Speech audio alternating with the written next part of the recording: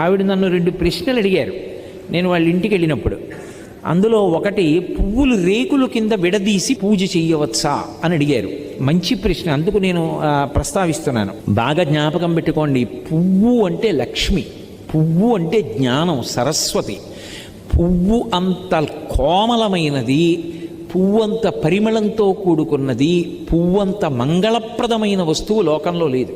అందులో ఎర్రటి పువ్వు కానీ నేల మీద పడి ఉందనుకోండి, ఎవరైనా సరే దాన్ని తీసేయాలి ముందు, అది కింద ఉండకూడదు. ఎందుకో తెలుసా? ఎర్ర పువ్వు కింద పడి సువాసిని కానీ ఎవ్వరూ తొక్కకూడదు, సువాసిని ప్రత్యేకించి తొక్కకూడదు. ఎందుకంటే అది సౌభాగ్య వస్తువు ఎర్ర పువ్వు. అందుకని వెనక ఎవరైనా తొక్కుతారేమోనని వెంటనే తీసేసి ఏ చెట్టు మొదట్లోనో పెట్టేయాలి. అంత పరమ పవిత్రమైనటువంటి పువ్వులు పూజ చేయడానికి నీ దగ్గర సరిపోయినన్ని లేకపోతే